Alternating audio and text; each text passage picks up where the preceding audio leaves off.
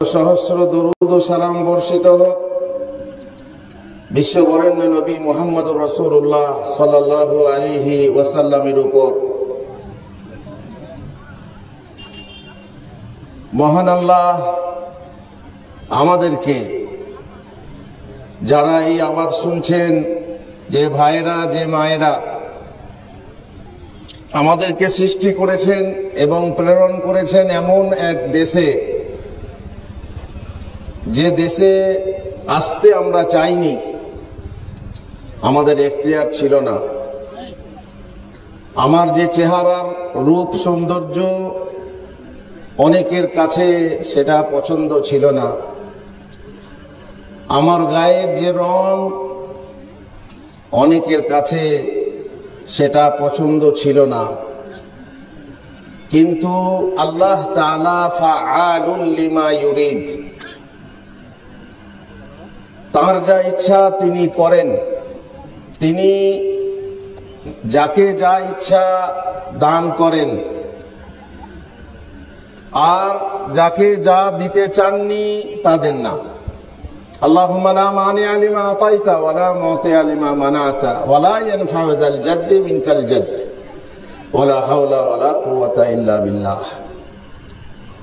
আমরা এসেছি তারই হুকুমে আর তার হুকুম পালন করার জন্য। ওমা খালাকতুল জিন্না ওয়াল ইনসা ইল্লা লিয়াবুদুন। আমরা সৃষ্টি হয়েছি পানাহার করার জন্য নয়, আমরা সৃষ্টি হয়েছি খেলা খেলবার জন্য নয়, আমরা সৃষ্টি হয়েছি ক্ষমতার দ্বন্দ্ব প্রতিদ্বন্দ্বিতা করার জন্য নয়, আমরা সৃষ্টি হয়েছি তার হুকুম পালন করার জন্য, আমরা সৃষ্টি হয়েছি তার ইবাদত করার জন্য। দুনিয়ার বুকে এসে আমরা নিজে নিজের রুজি রোজগারে ব্যস্ত হয়ে পড়েছি। এমন ব্যস্ততা যে কয়েক ঘন্টা মজলিসে এসে বসবো তার অবসর নেই, নিজের ব্যস্ততায় আছি। মা বোনেরা নিজেদের রাত্রি খাবার পরিবেশনে তাদের বাড়িতে যে ডিউটি আছে সেই ডিউটি পালন করছেন, আর পুরুষেরা খাওয়া দাওয়া সারছেন। যদি মনে হয় তাহলে এসে বসবেন। ঘন্টার পর ঘন্টা সিনেমা দেখা হয় অবসর করে, ঘন্টার পর ঘন্টা খেলা দেখা হয়, বল খেলা, ক্রিকেট খেলা, তাতে অবসর হয়। ঘন্টার পর ঘন্টা টিভির সামনে বসে বসে রিমোট টিপে এ চ্যানেল সে চ্যানেল দেখা হয়, তাতে অবসর হয়। কিন্তু আল্লাহ আল্লাহ রসুলের দুটো কথা শুনবো, জিক্রের মজলিসে এসে বসে জিকির শুনবো, তার জন্য অবসর হয় না। আজকে এই কামালপুর গ্রামবাসী যে উদ্যোগ নিয়ে, যে উদ্দেশ্য নিয়ে এই জলসার আয়োজন করেছেন, আল্লাহ তাদের আশা পূরণ করুন। যারা এর পিছনে কোনো প্রকার সহযোগিতা করেছেন, আল্লাহ তাআলা তাদের কবুল করুন। কিন্তু সমস্যা হচ্ছে যেন চেরাগ তলে অন্ধকার না থেকে যায়। আমরাই জলসা করলাম, আমরাই শুনলাম না, আমরা খাওয়া দাওয়া ইত্যাদি নিয়ে হই হুল্লোড় নিয়ে কাটিয়ে দিলাম। চেরাগ তলে অন্ধকার, বাইরে থেকে কিছু লোক এসে শুনে গেল আর আমরা উপকৃত হলাম না, তাহলে কিছুই লাভ হবে না। আর যদি আমরা জলসার উদ্দেশ্য অন্য কিছু রাখি, আল্লাহর সন্তুষ্টি ছাড়া, ইলম তলব ছাড়া, কিছু শিখবো কিছু জানবো এই ছাড়া যদি কোনো উদ্দেশ্য হয় জানি না, তাহলে জানি না কি হবে আপনার।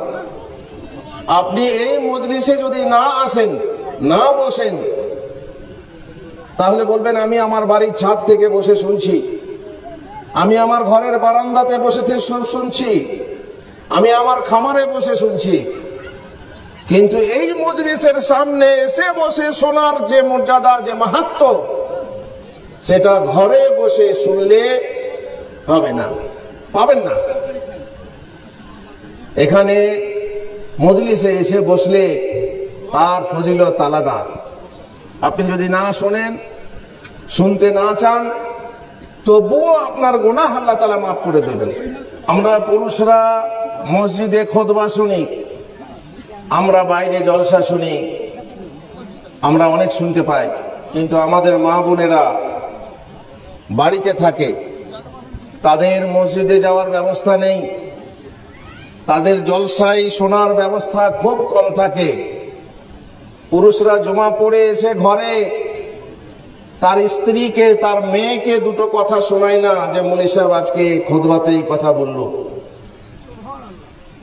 আর মেয়েরাও জানতে চায় না যে হ্যাঁ গো মৌলী সাহেব আজ কি বললো। তার মানে কোনো প্রয়োজন নেই, দ্বীনি ইলমের কোনো প্রয়োজন নেই। জোর করে শোনানো হলে তাও শুনতে চায় না, কর্ণকুহরে প্রবিষ্ট করার পরেও সেটাকে উগুলে ফেলে দিতে চায়। আর আল্লাহ জানে কার কানে কি বাণী পৌঁছে গেলে সে উপকৃত হয়। আল্লাহ তাআলাই হচ্ছেন এই উপকার দাতা, তিনি উপকার দিয়ে থাকেন। আল্লাহ যাকে চাইবেন তাকে উপকৃত করবেন। আমি আজকে আসলে এইটা কেন বলছি মহিলাদের ব্যাপারে, যেহেতু মহিলাদেরকে কিছু শোনাতে আমি এসেছি।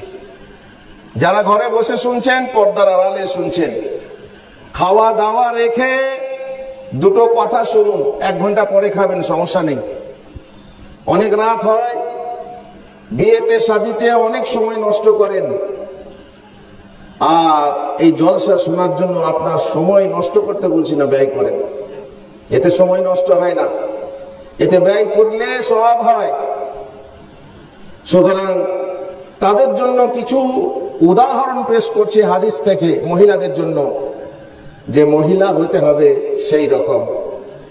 সারি সর্বস্ব নারী আমরা চাই না, যে নারী, বহু নারী সমাজে দেখলে পরে সংখ্যায় তারাই যেন বেশি। বিয়ে শাদীর মজলিসে যদি আসি দেখি, তাহলে সেখানে যেন তারাই বেশি, পুরুষের সংখ্যা কম। অথচ নারী হচ্ছে তারা সারি সর্বস্ব। তাদের মধ্যে সেই জান নেই, সেই প্রাণ নেই, সেই রুহানিয়াত নেই, সেই আধ্যাত্মিকতা নেই, সেই আগ্রহ নেই যে আগ্রহ থাকা দরকার ছিল দিনের জন্য, আল্লাহর জন্য, সেসব নেই। আমি কিছু কিছু উদাহরণ পেশ করে মহিলাদেরকে নসিহত করার চেষ্টা করব। একটা ইতিহাস বুখারী মুসলিমের হাদিস থেকে বলছি। জাবের রাদিয়াল্লাহু তাআলা আনহু তিনি বলেন, খন্দক যুদ্ধের সময় আমরা পরিখা খনন করছিলাম, গর্ত, দুশমন আসবে তার জন্য গর্ত খনন করছিলাম। সেই সময় এক খণ্ড কঠিন পাথর বের হয়ে এলো, যা ভাঙা যাচ্ছিল না। সকলেই নবী সাল্লাল্লাহু আলাইহি ওয়াসাল্লামের নিকটে এসে বললেন, খন্দকের মধ্যে এক খণ্ড পাথর বেরিয়েছে, আমরা তো ভাঙতে পারছি না। এ কথা শুনে তিনি বললেন, আমি নিজে খন্দকে অবতরণ করব। অতঃপর তিনি দাঁড়ালেন। সে সময়ে তার পেটে একটি পাথর বাঁধা ছিল। আল্লাহর নবী সাল্লাল্লাহু আলাইহি ওয়াসাল্লামের এমন অবস্থা যে দিন চলতো না, আল্লাহর পক্ষ থেকে প্রেরিত দূত, তার দিন চলতো না। মাসের পর মাস 2 কালো জিনিস, খেজুর আর পানি খেয়ে কাটাতে হতো, চুলো জ্বলতো না বাড়িতে। খিদের যাতনায় পেটে পাথর বাঁধতে হতো। তিনি দাঁড়ালেন, আর আমরা অনাহারে ছিলাম, 3 দিন কোনো কিছু খাইনি। নবী সাল্লাল্লাহু আলাইহি ওয়াসাল্লাম এসে একটি গাইতি হাতে নিয়ে পাথরের উপর আঘাত করলেন, ফলে তৎক্ষণাৎ তা চূর্ণ বিচূর্ণ হয়ে বালুকা রাশিতে পরিণত হলো। এ হলো মুজিজা। সাহাবারা পারলেন না, আল্লাহর নবী হাত দিতেই সেটা হলো। যেহেতু আল্লাহর তরফ থেকে, এটা হচ্ছে মুজিজা বা অলৌকিক, অলৌকিক কাণ্ড, অলৌকিকতা। অতঃপর আমি বললাম, হে আল্লাহর রাসূল, আমার বাড়ি যাওয়ার জন্য অনুমতি দিন। তিনি অনুমতি দিলে বাড়ি পৌঁছে আমার স্ত্রীকে বললাম, কে বলছেন? জাবের। নবী সাল্লাল্লাহু আলাইহি ওয়াসাল্লামের মধ্যে আমি এমন কিছু দেখেছি যা আমি সহ্য করতে পারছি না, তোমার নিকট কোনো খাবার আছে কি? সে বলল, আমার নিকট কিছু জব ও একটি বকরির বাচ্চা আছে। সুতরাং বকরির বাচ্চাটি আমি জবেহ করলাম এবং সে জব পিষে আটা তৈরি করলো। অতঃপর গোশত ডেকচিতে দিয়ে আমি নবী সাল্লাল্লাহু আলাইহি ওয়াসাল্লামের নিকট এলাম। সে সময় আটা খামির হচ্ছিল এবং ডেকচি চুলার ঝিকের উপর ছিল, গোশত প্রায় রান্না হয়ে এসেছিল। তখন আমি বললাম, হে আল্লাহর রাসূল, আমার বাড়িতে সামান্য কিছু খাবার আছে, ফলে একজন বা দুজন সাথে নিয়ে আপনি উঠে আসুন। তিনি বললেন, কি পরিমাণ খাবার আছে? আমি তার নিকট সব খুলে বললে তিনি বললেন, অনেক এবং উত্তম আছে। অতঃপর তিনি আমাকে বললেন, তুমি তোমার স্ত্রীকে গিয়ে বলো সে যেন আমি না আসা পর্যন্ত ডেকচি চুলা থেকে না নামাই এবং রুটি তৈরি না করে। তারপর সকলের উদ্দেশ্যে তিনি বললেন, তোমরা ওঠো।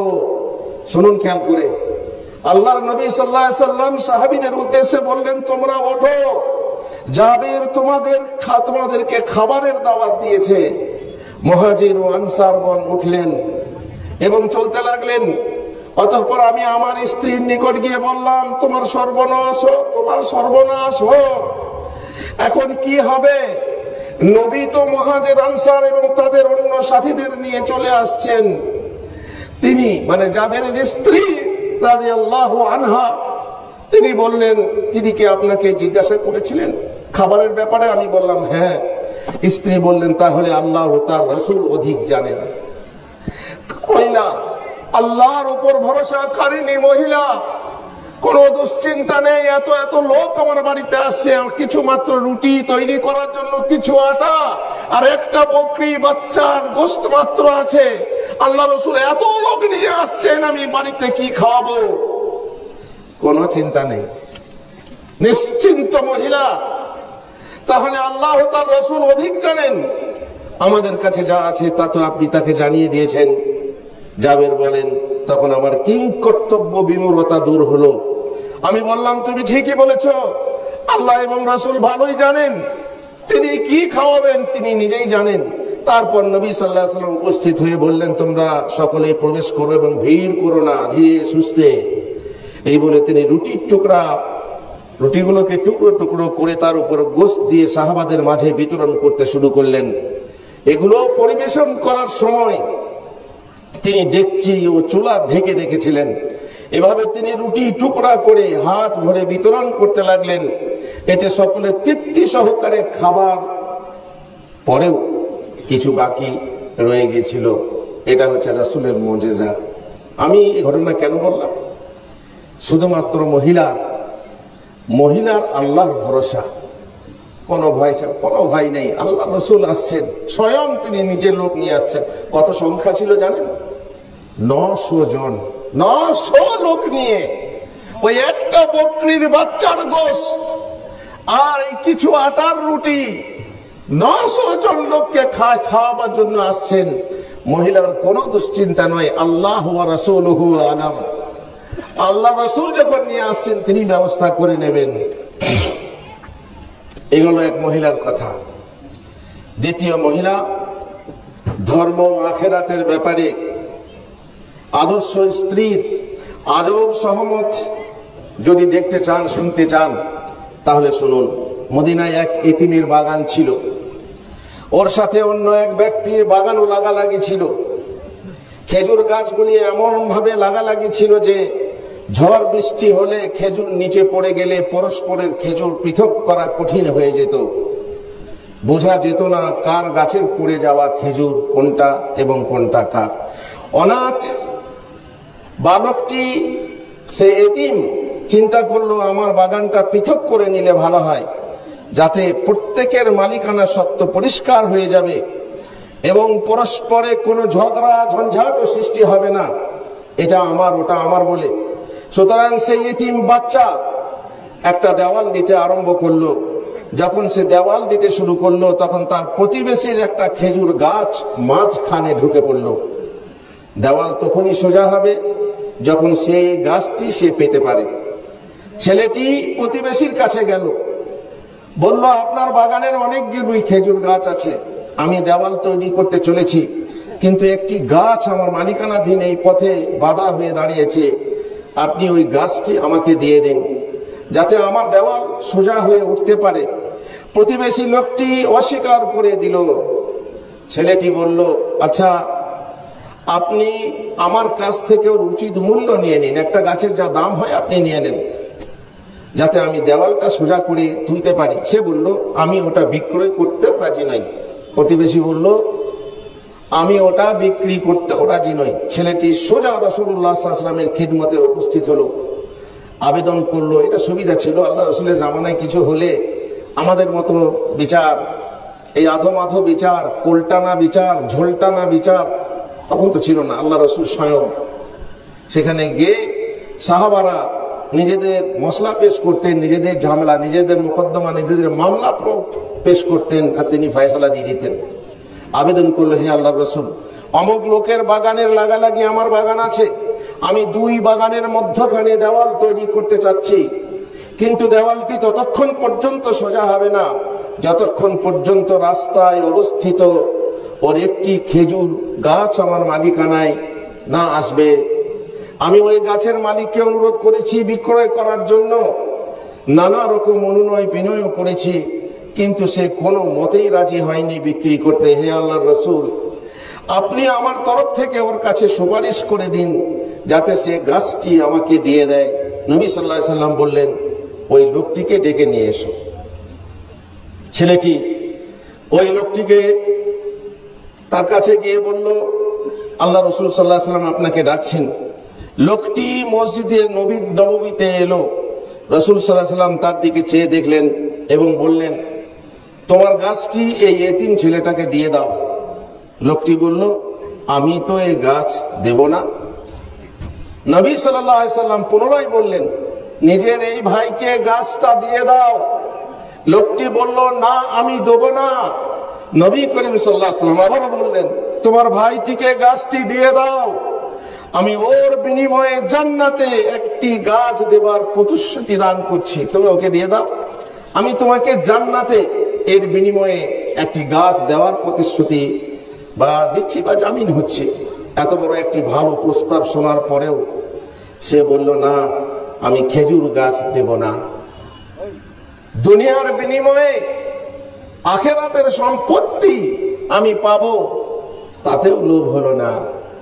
বহু মানুষ আছে এরকম হতভাগা, যদি বলা হয় দুনিয়ার এই বিনিময়ে আখিরাতকে কিনে নাও, না, আখিরাতকে বিক্রি করে দুনিয়া কিনবে, এটা ঠিক আছে। আমার দুনিয়া বেঁচে থাক, আখিরাত ধ্বংস হোক। দুনিয়া বেঁচে থাক, আখিরাত ধ্বংস হোক, সেও ভালো। আমার দুনিয়াতে আমার টাইলওয়ালা বাড়ি চাই, গাড়ি চাই। আখিরাতে যা হবে দেখা যাবে। নগদ যা পাও হাত পেতে নাও, দূরের খাতা শূন্য থাক, দূরের খাতা, ধারের খাতা শূন্য থাক, নগদ চাই। এখনই আল্লাহ রাসূল সাল্লাল্লাহু আলাইহি ওয়াসাল্লাম নীরব হয়ে গেলেন। এর থেকে তিনি আর বেশি কি বলতে পারেন, আর কি বা দিতে পারেন? উপস্থিত সাহাবীবৃন্দ নীরবে সমস্ত কথাবার্তা শুনছিলেন।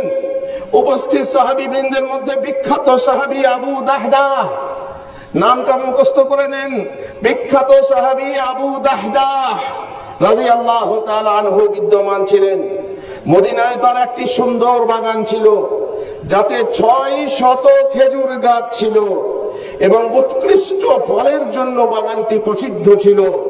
উন্নত মানের খেজুর হওয়ার সুবাদে বাজারে তার চাহিদাও ছিল অত্যধিক।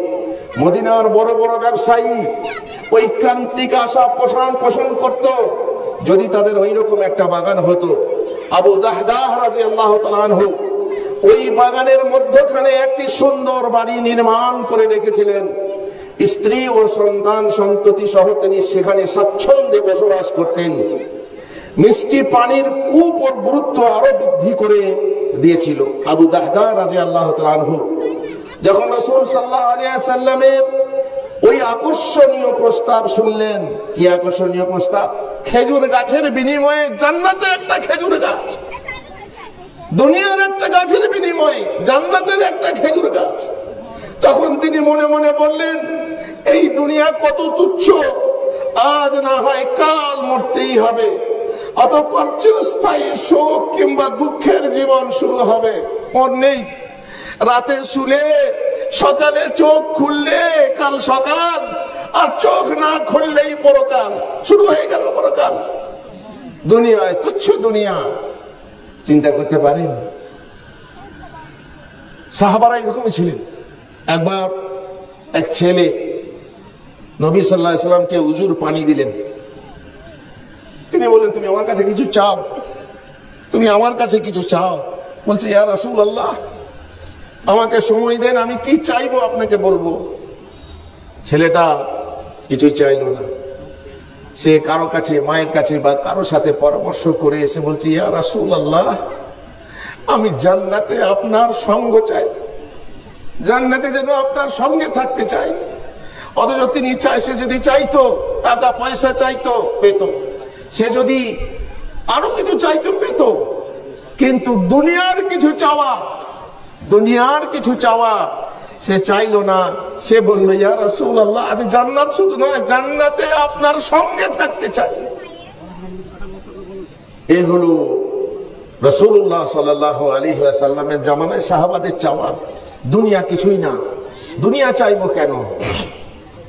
তো রাসূলুল্লাহ সাল্লাল্লাহু আলাইহি ওয়াসাল্লাম বললেন যে, তুমি এই ব্যাপারে আমাকে সাহায্য করো, বেশি বেশি নফল নামাজ পড়ো। এইভাবে সাহাবারা দুনিয়া ত্যাগ করে আখিরাতকে প্রাধান্য দিয়েছেন।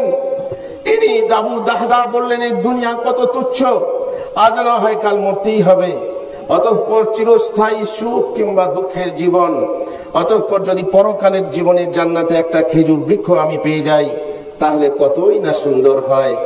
অগ্রসর হয়ে বললেন, ইয়া রাসূলুল্লাহ, আপনি যে সুসংবাদ দিয়েছেন তা কি শুধু ওই ব্যক্তির জন্যই? আমি যদি ওই গাছটি খরিদ করে ওই ছেলেটাকে দিয়ে দিই, তাহলে কি আমি জান্নাতে খেজুর গাছ পাবো? নবী সাল্লাল্লাহু আলাইহি ওয়াসাল্লাম উত্তরে বললেন, হ্যাঁ, তোমার জন্য আমি খেজুর গাছের জামিন থাকছি। এক্ষণে আবু দাহদা রাদিয়াল্লাহু তাআলা আনহু চিন্তা করতে লাগলেন, এমন কি জিনিস আছে যার বিনিময়ে গাছটি খরিদ করে ছেলেটাকে দান করে দেব। ইত্যবসরে হঠাৎ একটা অভিনব সিদ্ধান্ত তার মনে উদয় হলো। তিনি ওই লোকটির সঙ্গে কথোপকথন শুরু করলেন। বললেন, তুমি তো আমার বাগান সম্পর্কে ভালোভাবেই অবগত আছো, আমার কত সুন্দর বাগান আছে, যাতে 600 খেজুর গাছ আছে, যেখানে বসবাস উপযোগী ঘর আছে এবং কুয়াও আছে, যেখান থেকে পানি, মিষ্টি পানি পাওয়া যায়। এত সুখ সুবিধা আছে সেই বাগানের ভিতরে। লোকটি বলল, মদিনায় কে এমন লোক আছে যে ওই বাগান চিনে না বা জানে না? আমিও চিনি, আমিও জানি। আবু দাহদা রাদিয়াল্লাহু তাআলা আনহু বললেন, তাহলে তুমি এক কাজ করো, ওই একটি গাছের বিনিময়ে তুমি আমার সম্পূর্ণ বাগানটা নিয়ে নাও। সম্পূর্ণ বাগানটা আমি তোমাকে দিয়ে দিলাম, তাতে যে ঘর বাড়ি আছে, কুয়া আছে, সব তোমার, দিয়ে ওই গাছটা এতিমকে ছেড়ে দাও। এই কথা শুনে লোকটির আশা বা বিশ্বাস হচ্ছিল না, আস্থা হচ্ছিল না, বিশ্বাস হচ্ছিল না। সে আবু দাহদার মুখের দিকে তাকিয়ে দেখল, সেই সঙ্গে উপস্থিত জনগণের প্রতিও দৃষ্টিপাত করলো এবং বলল, আপনারা সবাই শুনছেন তো আবু দাহদা যা কিছু বলছেন। আবু দাহদা রাদিয়াল্লাহু তাআলা আনহু নিজের ওই বাক্যটি পুনরায় উচ্চারণ করলেন এবং উপস্থিত জনগণকে সাক্ষী করে বললেন, সুতরাং একটি খেজুর গাছের বিনিময়ে তিনি সম্পূর্ণ বাগান, ঘর, কূপ ওই লোকটিকে প্রদান করে দিলেন। এক্ষণে তিনি যখন ওই গাছটির মালিক হয়ে গেলেন, তখন এতিম ছেলেটাকে বললেন, আজ থেকে ওই গাছটি তোমার হয়ে গেল, আমি তোমাকে উপহার স্বরূপ দিয়ে দিলাম, এবারে তুমি তোমার দেওয়াল সোজা করে নাও। আর কোনো বাধা থাকলো না। এরপর তিনি রাসূল সাল্লাল্লাহু আলাইহি ওয়াসাল্লামের দিকে দৃষ্টিপাত করে বললেন, ইয়া রাসূলুল্লাহ, আমি কি এখন জান্নাতে খেজুর গাছের অধিকারী হতে পেরেছি? উত্তরে তিনি বললেন, আবু দাহদা, আবু দাহদা, তোমার জন্য জান্নাতে কত বিশাল খেজুর গাছ ও খেজুর রয়েছে, কত বিশাল বিশাল খেজুর গাছ ও খেজুর গাছ রয়েছে। এটি মুসনাদে আহমদ এবং মুস্তাদরাকে হাকিমে বর্ণিত হয়েছে। উপরোক্ত হাদিসের বর্ণনাকারী আনাস রাদিয়াল্লাহু তাআলা আনহু বলছেন, নবী সাল্লাল্লাহু আলাইহি ওয়াসাল্লাম কথাগুলো একবার দুবার নয়, বরং আনন্দের সঙ্গে কয়েকবার উচ্চারণ করলেন। আবু দাহদা জান্নাতের শুভ সংবাদ পাওয়ার পর সেখান থেকে প্রস্থান করলেন। ইচ্ছা হলো নিজের কাপড় চোপড় কিছু প্রয়োজনীয় আসবাবপত্র তো বের করে নিই সে বাগান থেকে। সুতরাং তিনি বাগানের প্রবেশদ্বার প্রান্তে উপস্থিত হলেন।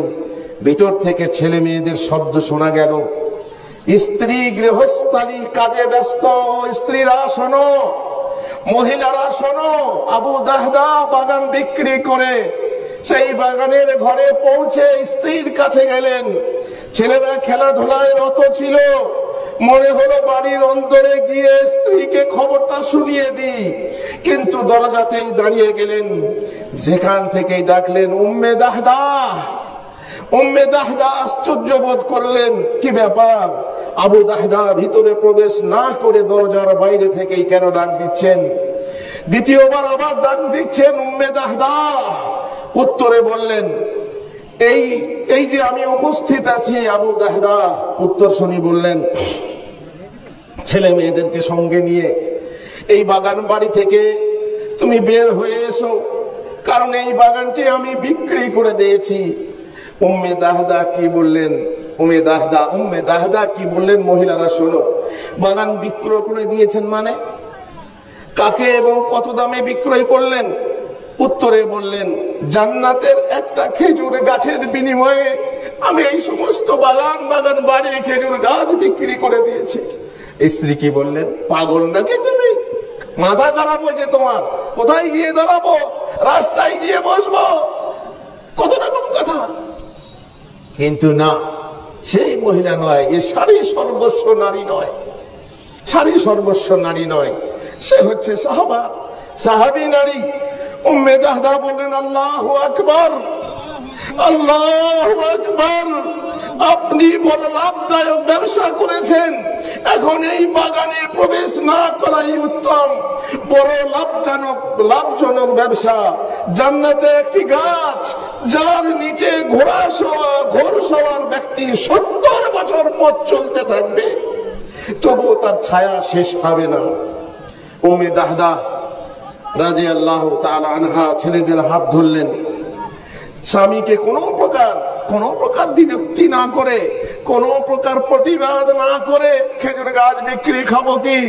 তোমার ঘর বিক্রি করলে থাকবো কোথায়? কোনো দ্বিরুক্তি নেই, কোনো বিরক্তি নেই, কোনো প্রতিবাদ নেই।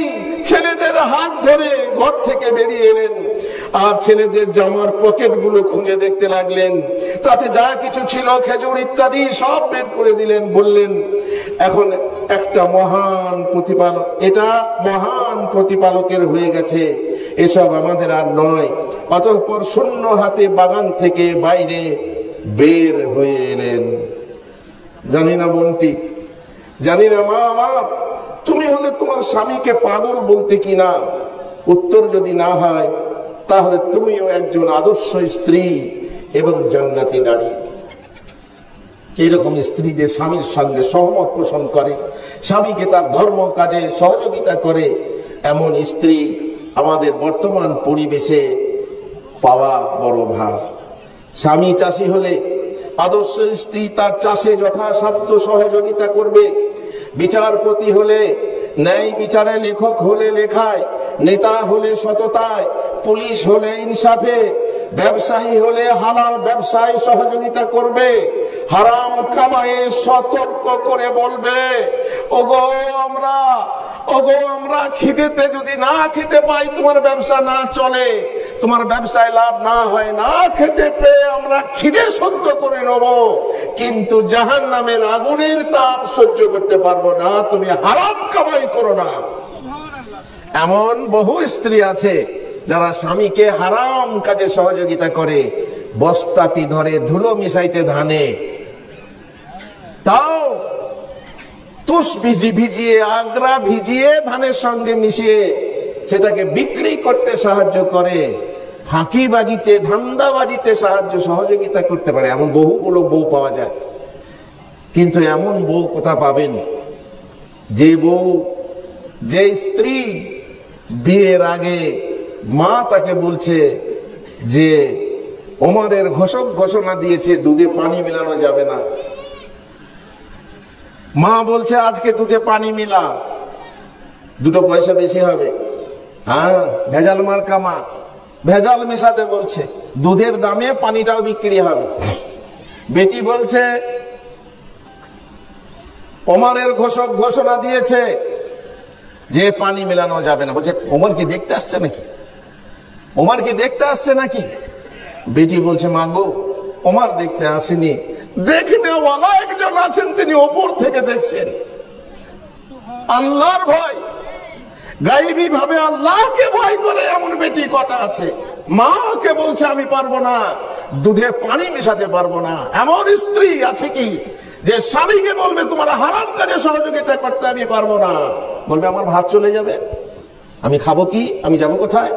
নিশ্চয়ই অনেকের অনেক রকমের ওজর থাকতে পারে, কিন্তু যে সতী মহিলা, যে সত্যি সাধ্বী মহিলা, যে সত্যি দিনদার মহিলা, যাকে বিবাহ করতে রাসূলুল্লাহ সাল্লাল্লাহু আলাইহি ওয়াসাল্লাম উদ্বুদ্ধ করেছেন যে তোমরা দিনদার মহিলাকে বিবাহ করো, দুনিয়া আখিরাতে শান্তি পাবে, সেই মহিলা কোথায়? সেই মহিলা কোথায়? আল্লাহুল মুস্তাআন।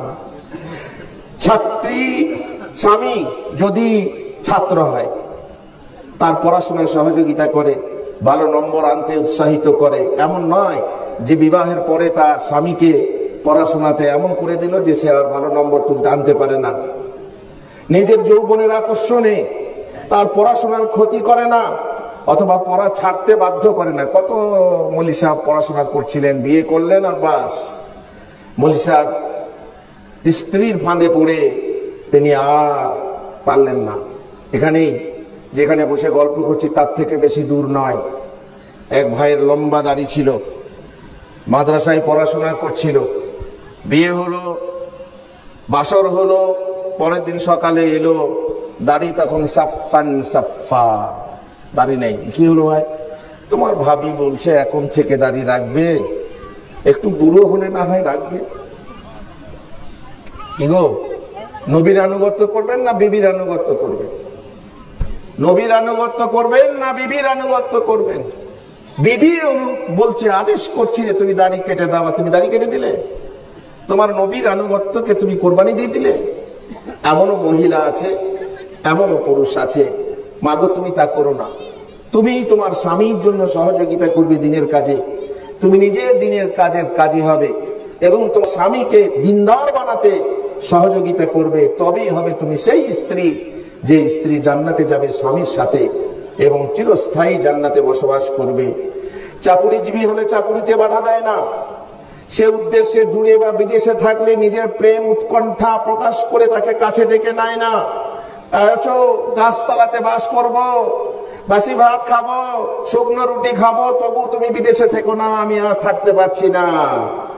আর যখন সে বাড়ি ফিরে এলো, তারপরে একটা লিপস্টিক কিনে দিতে পারে না, তখন পা ঠোকে, থালা ঠোকে, হাঁড়ি ঠোকে, তোমার মুরদ নেই, তুমি একটা বউ পুষতে পারো না, শখ আহ্লাদ মিটাতে পারো না, কত রকমের কথা।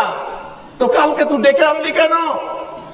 নিজের যৌবনের তাড়নায় ডেকে এনে যদি আমি আর কামাই করতে না পারি, বিদেশ গেছিলাম, এখানে এসে তুমি লিপস্টিক পাও না, তার জন্য তুমি পা ঠুকছো, থালা ঠুকছো, ছেলে মারছো। এই খনুস করে তুমি খনুস কাকে দেখাচ্ছ? তুমি তোমার স্বামী, যদি তুমি স্বামীকে কাছে পেতে চাও তো সেই রকম ভাবে তুমি স্বামীকে কাছে রাখবে, তবেই না হবে তুমি ভালো স্ত্রী। স্বামী সামাজিক হলে স্ত্রীর কষ্ট বেশি হওয়ার কথা, সেক্ষেত্রে অতিরিক্ত আসা যাওয়া, রান্না বান্না করে তাকে সহযোগিতা করতে হয়।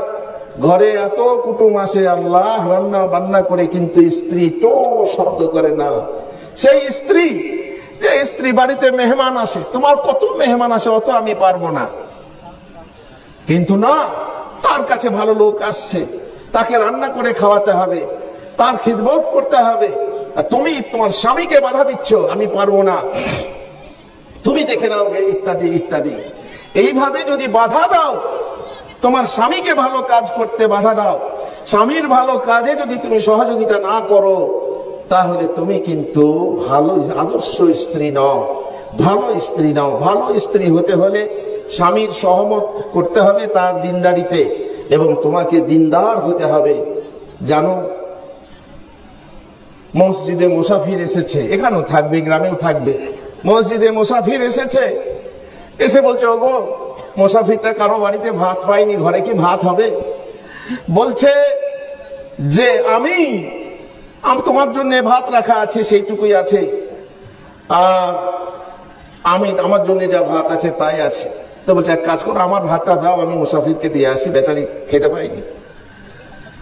স্বামীকে, স্ত্রী স্বামীকে ভাত দিয়ে মসজিদের মুসাফিরকে খাইয়ে এলো, এসে বলছে, আমাকে 4টি মুড়ি দাও। স্ত্রী বলছে, তুমি কেন মুড়ি খাবে? তুমি ভাত খাও, আমি মুড়ি খাবো। এ হচ্ছে স্ত্রী। যে স্ত্রী স্বামীর সহযোগী, যে স্বামীকে মুড়ি খেতে না দিয়ে অন্য ভাত দিয়ে অন্য মুড়ি খাদ্য আছে, বহু মহিলা আছে, ও দেখে লাগবে ও করলো কেন? কিন্তু না, আমি স্বামীকে মুড়ি খেতে দেবো কেন? আমি স্বামীর হয়ে খাবো, স্বামী আমার ভাত খাক। এরকমও স্ত্রী আছে। তোমাকে সেই স্ত্রী হতে উদ্বুদ্ধ করার জন্য, আর সেই স্বামী হতে উদ্বুদ্ধ করার জন্য আমি আজকে এই হাদিসের গল্পের কথাগুলো বারবার রিপিট করছি। এই জীবন একটি যাত্রা, একটি সফর, একটি যুদ্ধ। এতে স্বামী স্ত্রীর পরস্পর সহযোগিতা একান্ত জরুরি। একজন সহযোগী ও সহকর্মী না হলে এই জীবনের কর্মক্ষেত্রে কালাতিপাত করা বড় কঠিন। তুমি তোমার স্বামীর সহযোগী হও, বাসর রাতেই সেই দৃঢ় সংকল্প গ্রহণ করো, বিবাহের রঙে রাঙা উৎসব, রাঙা মন, রাঙা আভরণ। বলো নারী, এই রক্ত আলোকে আজ মম নবজাগরণ। পাপে নয় পতি পুণ্যে সুমতি, থাকে যেন হয়ে পতির সারথি। পতি যদি হয় অন্ধ হে সতী, পতি যদি হয় অন্ধ হে সতী, বেদনা নয়নে আবরণ। তোমার স্বামী যদি অন্ধ হয়ে যায়, তুমি চোখে পর্দা নিও না। তোমার অন্ধ পতিলে আঁখি দেয় যেন তোমার সত্য আচরণ। তুমি সুন্দর ব্যবহার দিয়ে তোমার স্বামীকে খুশ করে রাখবে। তোমার স্বামী যদি অচল হয়ে যায়, তোমার স্বামী যদি অক্ষম হয়ে যায়, তুমি ছেড়ে মায়ের বাড়ি চলে যাবে। তুমি আদর্শ স্ত্রী নও। অতএব তুমি খবরদার ভালো স্ত্রী হও। কোনো পাপ কাজে স্বামীর সহযোগিতা করো না, বরং অন্যায় কাজে তাকে বাধা দাও, অন্যায়ের প্রতিবাদ ও প্রতিরোধ করো। আর তুমি স্বামীর ভালো স্ত্রী হয়ে যাও, জান্নাতি স্ত্রী হয়ে যাও। তুমি মুসলিম আদর্শ রমণী। তুমি যথাযথ স্বামীকে যৌন সুখ দান করো, আর তাতে অমত প্রকাশ করে খুনসুটির লড়াই খাড়া করো না। যতই অসুবিধায় থাকো, তোমার যতই অসুবিধা থাক, তোমার যতই মন খারাপ থাক, তোমার স্বামী না মানলে তার মনের খোরাক জোগাও তুমি।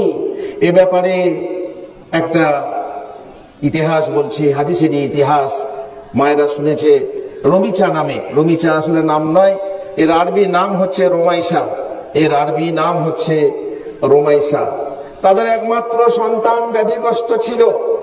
আবু তালহা প্রায় সময় নবী সাল্লাল্লাহু আলাইহি ওয়াসাল্লামের নিকট কাটাতেন। আবু তালহার স্ত্রী রোমাইসা। একদিন সন্ধ্যায় তিনি তার নিকট গেলেন। এদিকে বাড়িতে তার ছেলে মারা গেল, ছেলেটা অসুস্থ ছিল, মারা গেল, ছোট ছেলে। উম্মে সুলাইম সকলকে নিষেধ করলেন যাতে আবু তালহার নিকট খবরটা না যায়। উম্মে সুলাইম কি যে মহিলা, কি যে নারী, আল্লাহু আকবার। তিনি সবাইকে নিষেধ করলেন যে আমার স্বামী আসলে খবরদার কেউ বলো না যে আমার ছেলে মারা গেছে। তিনি ছেলেটিকে ঘরের এক কোণে ঢেকে রেখে দিলেন। অতঃপর স্বামী আবু তালহা রাসূল সাল্লাল্লাহু আলাইহি ওয়াসাল্লামের নিকট থেকে বাড়ি ফিরে এলে বললেন, আমার বেটা কেমন আছে, আমার ছেলেটা কেমন আছে? রোমাইসা বললেন, যখন কি কায়দার কথা দেখো, মিথ্যা কথা না। রোমাইসা মিথ্যা বলছেন না, তোমার ছেলে ভালো আছে। রোমাইসা মিথ্যা কথা বলে বলছেন না যে ছেলেটা মারা গেছে। তিনি বলছেন যখন থেকে ও পীড়িত, তখন থেকে যে কষ্ট পাচ্ছিল তার চেয়ে এখন খুব শান্ত আছে। আল্লাহু আকবার। মিথ্যা কথাও হলো না, অথচ সত্য কথাটা বলা হলো। আগে যেভাবে ছিল, যে কষ্ট পাচ্ছিল তখন থেকে বেশি শান্ত হয়ে গেছে। তার মানে হয় যে মারা গেছে, কিন্তু আবু তালহা বুঝতে পারলেন না যে আমার ছেলে শান্ত হয়ে গেছে মানে কি। তিনি ভাবলেন ছেলে ভালো হয়ে গেছে, আর আশা করি সে আরাম লাভ করেছে। এটা একটা কথা বলি এখানে আমরা বলি মরে গেছে, আরাম পেয়ে গেছে। মরে গেলে কেউ আরাম পায় না। যদি আমল ভালো থাকে তাহলে আরাম পায়, আর যদি আমল খারাপ থাকে তাহলে সে আরো বেশি কষ্ট পায়। মরে গেলে কেউ আরাম পায় না যদি তার আমল খারাপ থাকে। যদি কেউ আত্মহত্যা করে মরে, এই জীবন থেকে নিজেকে মনে করে যে আমি ভালো জায়গায় চলে যাব। অনেকে তো আবার প্রেম করে ইহ জন্মে দেখা হলো না প্রিয়, দেখা হবে পরে জন্মে, দিয়ে দুজনাই একসঙ্গে আত্মহত্যা করে। নিয়ে মনে করে কি ওখানে দাঁড়িয়ে আছে ওদের জন্য বিয়ে দেওয়ার জন্য লোক দাঁড়িয়ে আছে। এটা কি তোর বাপের মামার বাড়ি পেয়েছো? মরে তুমি কি মামার বাড়ি যাবে যে দুজনেই একসঙ্গে মিলিত হবে নি বিয়ে করবে? হ্যাঁ, কেউ কেউ আবার বলে লাইলা মজনু, দাড়ি চাচ্ছিস না রে, লাইলা মজনুর বিয়েতে বরযাত্রী যেতে পারবে। আমাদের দেশে বলে সবাই লাইলা মজনুর বিয়েতে বরযাত্রী যাবেন। আরে লাইলার সাথে মজনু দেখা হবে কিনা তাই জানি না, জান্নাতে থাকবে না জাহান্নামে থাকবে তাও জানি না। একজনে জান্নাতে যাবেন, একজন নীলদিনে থাকবে, একজন সিজ্জিনে থাকবে, কিছুই জানি না। আর বলি মরে গেলে আরাম পেয়ে গেল। ভাবছে মরে গেলে আমি স্বস্তি পেয়ে যাব, কিন্তু না, মরে গেলে তুমি আরো কষ্ট পাবে। আত্মহত্যা মহাপাপ। যদি আত্মহত্যা করো, যে জিনিস নিয়ে তুমি আত্মহত্যা করছো জাহান্নামে চিরকাল অথবা বহুকাল, সেই জিনিস নিয়ে আত্মহত্যা করতেই থাকবে। তাহলে মরে গেলে তুমি মানে আরাম পেয়ে যাবে, সেটা কি করে হয়? কিন্তু এক্ষেত্রে সত্য, এক্ষেত্রে উম্মে সুলাইম সত্য বলেছেন।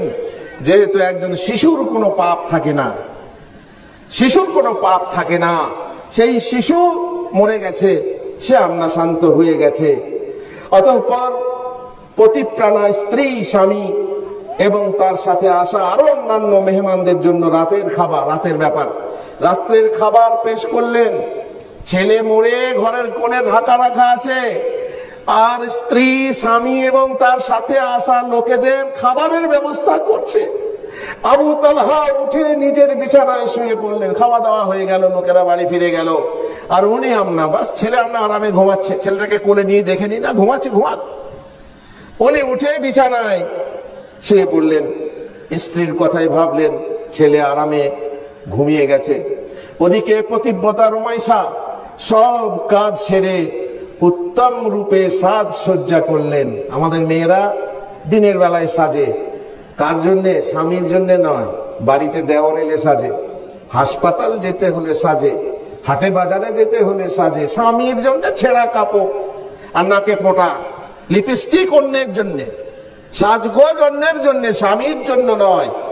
আর সাহাবীদের মেয়েরা রাতের বেলাতে স্বামীর জন্য সাজসজ্জা করতেন, সুগন্ধ ব্যবহার করতেন, কারণ সারা দিন খেটে বাইরে থেকেছে, কতই না কষ্ট পেয়েছে। এখন যদি আমি রাতের বেলা থেকে শান্তি না দিই, তাহলে তার জীবনটা কিসের শান্তি? কিসের শান্তি তার জীবনে? সাজসজ্জা করে সুগন্ধি মাখলেন, অতঃপর স্বামীর বিছানায় এলেন। স্বামী স্ত্রীর নিকট থেকে সৌন্দর্য ও সৌরভ এবং নির্জনতা পেলে উভয়ের মধ্যে যা ঘটে তা তাদের স্বামী স্ত্রীর মাঝে ঘটে গেল, আর তার মানে হচ্ছে মিলন ঘটে গেল। তারপর শেষ দিকে রুমাইসা স্বামীকে বললেন, সব ঠান্ডা, এখন সব শেষ হয়ে গেছে, সব মানে নিজেদের কাজ শেষ হয়ে গেছে। তারপরে স্ত্রী স্বামীকে বলছেন, শুনুন কথা, ও মেয়েরা শোনো। কিভাবে বলবে? তোমরা তো সারি সর্বস্ব নারী। না, এর নারী সেই নারী নয়। হে আবু তালহা, যদি কেউ কাউকে কোনো জিনিস ধার স্বরূপ ব্যবহার করতে দেয়, অতঃপর সেই জিনিসের মালিক যদি তা ফেরত চায়, তবে ব্যবহারকারীর কি বাধা দেওয়া বা বলার কিছু থাকতে পারে? ধার দিয়েছিল, সে বলছে আমাকে ফেরত দাও, বাধা দেবো না? নাকি আমি কিছু বলবো তাকে যে দিতে পারবো না, পরে এসো, এরকম কিছু? আবু তালহা বললেন, অবশ্যই না, না কিছু বলার আছে আর না বাধা দেওয়ার আছে। স্ত্রী বললেন, তাহলে শুনুন, আল্লাহ আযজা ওয়া জাল একটা উদাহরণ দিয়ে, দুনিয়ার উদাহরণ দিয়ে এবারে ছেলের কথা বলছেন। তাহলে শুনুন, আল্লাহ আজ্জা ওয়া জাল্লা আপনাকে যে ছেলে ধার দিয়েছিলেন, আমাদের ছেলে সন্তান, এগুলো আল্লাহর পক্ষ থেকে পাওয়া আমানত, ধারের জিনিস, ব্যবহার করার জন্য ধারের জিনিস। তারপরে এক সময় সব আল্লাহ তাআলা যদি এখনই চান ফিরে দিতে পারেন। আর এই ধারের জিনিস আমানতকে ব্যবহার করতে হবে ঠিক মতো। শুনুন, আল্লাহ আজ্জা ওয়া জাল্লা আপনাকে যে ছেলে ধার দিয়েছিলেন তা ফেরত নিয়েছেন। অতএব আপনি ধৈর্য ধরে নেকির আশা করেন। স্বামীকে বোঝাচ্ছেন, স্বামী স্ত্রী, স্বামী স্ত্রীকে বুঝাবে কোথায়, স্ত্রী স্বামীকে বোঝাচ্ছেন যে আপনি ধৈর্য ধরুন এবং আল্লাহর কাছে সওয়াব কামনা করুন। আপনার ছেলে ইন্তেকাল করেছে, মারা গেছে। বারে এ কথায় স্বামী চট করে রেগে উঠলো এবং বললেন, তিনি রেগে উঠলেন এবং বললেন, এতক্ষণ পর্যন্ত কিছু না বলে চুপ থেকে এত কিছু হওয়ার পর তুমি আমাকে আমার ছেলের মরার সংবাদ দিচ্ছ। অতঃপর তিনি খবর শুনে ইন্না লিল্লাহি ওয়া ইন্না ইলাইহি রাজিউন পড়লেন, আল্লাহর প্রশংসা করলেন। তারপর আল্লাহর রাসূল সাল্লাল্লাহু আলাইহি সাল্লামের নিকট ঘটনা খুলে বললে, তিনি তাকে বললেন, কাকে বললেন? আবু তালহাকে বললেন, মানে সকালে তোমাদের উভয়ের ওই গত রাত্রে যে মিলন ঘটেছে, আল্লাহ বরকত দান করুন। আর রাসূলের দোয়া সত্য, রাসূলের দোয়া মকবুল। সুতরাং ওই রাত্রেই রুমাইসা তার গর্ভে আবার একটি সন্তান ধারণ করলেন তাদের এই কাজের জন্য। আল্লাহ তাআলার কাছে চট করে পুরস্কার প্রাপ্ত হয়ে গেলেন। তুমি হয়তো ধাঁ করে বলে বসবে, আপনি আমাকে রহিমা, রমিচা, ফাতেমা, আয়েশার মতো হতে বলছেন? হ্যাঁ, আমি তাই বলছি, এইসব মহিলাদের মতো হতে বলছি। পারবে? পারবো না তো, যাই চেষ্টা করতে পারো। তাদের মতো হতে বলছি, তাদের মতো হওয়ার চেষ্টা করো। আমার স্বামী নবী সাহাবীর মতো হলে তবে আমি তাদের স্ত্রীর মতো হতে পারবো। আগে ও মোহাম্মদ হোক, তবে তো আমি আয়েশা হব। কেন কেন এটা? তুমি আগে আয়েশা হও, তারপর স্বামী মোহাম্মদ হলে সমস্যা আছে? তোমার স্বামী যদি ফেরাউন হয়, তোমার আসিয়া হতে কি সমস্যা আছে? তোমার স্বামী যদি নবী হয়, তার স্ত্রী যদি তুমি ওলিহা হও, তাহলে এটাতে সর্বনাশ আছে তোমার। যে বলা হয়েছে কোরআনে যে দারাবাল্লাহু মাসালাল লিল্লাযিনা কাফারু ইমরাআতা নূহ ইমরাআতা লূত, জানেন দুটো নবীর স্ত্রী, দুইজন নবীর স্ত্রী নূহ এবং লূত আলাইহিস সালাম, দুজন স্ত্রীর নবী জাহান্নামে যাবে। ফাখানাতা তাহতা আবদাইন মিন ইবাদিনা সালিহিন ফাখানাতাহুমা, তাদের খেয়ানত করেছিলেন। তা বলে কি অন্য কোনো বিশাল পাপ না? না, বিশাল পাপ না। কি খেয়ানত করেছিলেন? যে নবী যে মেসেজ দিতেন, নবী যে ধর্ম প্রচার করতেন, তাতে সহযোগিতা না করে লোকদেরকে অন্য কথা বলতেন। এটা উদাহরণ দিই, আপনি এবং আপনার স্ত্রী বাড়িতে আছেন, এমন সময়ে আপনার চাচা কিংবা আপনার কোনো আত্মীয় এলো, এসে কোনো কথা হলো যে কথাটা আপনি বললেন, তখন স্ত্রী অন্য বলছে, হ্যাঁ ওর কথা শোনেন না, ও পাগল, ও কিছু বোঝে না, ও কিছু জানে না, ও কথা শোনো না। এইরকম কিছু মেয়ের অভ্যেস আছে যে স্বামীকে তুচ্ছ করে, এমনকি মানুষের সামনেও, যে ওর কথা শোনো না, ও কিছু জানে না, ও কিছু বোঝে না। এইরকম নবীকে তুচ্ছ করার জন্য বলা হচ্ছে জাহান্নামে যাও জাহান্নামীদের সাথে। আল্লাহ তাআলা নবী হওয়া সত্ত্বেও স্ত্রীদেরকে বাঁচাতে পারবেন না। অতএব তুমি বলো, যদি তোমার স্বামী ফেরাউন হয়, তোমার যদি আসিয়া হও, সেই আসিয়া হতে কি তোমার কোনো সমস্যা আছে? সে আসিয়া নারী যাকে আল্লাহর উপরে ঈমান আনার জন্য তাকে অত্যাচার করা হয়, তার প্রতি অত্যাচার করা হয়েছিল এবং তাকে রোদে শুইয়ে তার হাত পায়ে পেরেক মারা হয়েছিল। তবু সে আসিয়া নারী না ছাড়িল দিনদারি চাই এই মতো। এমন নারী কষ্ট পেয়েও শুধু আল্লাহর উপরে ঈমান রেখেছে, স্বামী ফেরাউন, তবুও সে জান্নাতি। সে শেষকালে, আসিয়া নারী শেষকালে বলেছিলেন যে আল্লাহ রব্বিবনি লি ইনদাকা বাইতান ফিল জান্নাহ, হে আল্লাহ তুমি জান্নাতে, তোমার কাছে আমার জান্নাতে একটা ঘর তৈরি করো। আমি তো মরেই যাচ্ছি, আমি একটা জান্নাতের ঘর চাই, আল্লাহ তাআলা তার জন্য ঘর দেখিয়ে দিলেন, পর্দা সরিয়ে, আসমানের পর্দা সরিয়ে জান্নাত দেখানো হয়েছিল সেই আসিয়াকে। তো মাগো, আমি তোমাকে বলি, যদি তোমার স্বামী ফেরাউন হয় তাহলে তোমার আসিয়া হতে কোনো বাধা আছে কি? তুমি জান্নাতে ঘরের সংবাদ পাবে, সুসংবাদ পাবে, তাতে কি সমস্যা আছে কি? আমি বলবো, তোমার স্বামী তা না হলে তুমি নিজেকে মনে করো তোমার স্বামী ফেরাউন, আর তাহলে তুমি আসিয়ার মতো হয়ে যাও, তুমি জান্নাতি মেয়ে হবে। রাত অনেকটা হয়ে গেল, আপনাদের কাছে সময় অনেকটা নিলাম, তাহলে আমি এখান থেকেই শেষ করছি। আল্লাহ তাআলা আমাদেরকে তৌফিক দেন, আমাদের মা বোনেদেরকে তৌফিক দেন যে যতটুকু শুনলাম ততটুকুর উপরে যেন আমল হয়, ততটুকু কথা যেন হৃদয়ে তাসির করে, ততটুকু কথা শুনে যেন চোখের পানি আনয়ন করে, জাহান্নামের ভয় তৈরি হয়, জান্নাতের লোভ তৈরি হয়। আর না হয় এই আয়োজন বৃথা, এই খাওয়া দাওয়া বৃথা, এই কষ্ট করে বসে থাকা, সময় ব্যয় করা বৃথা।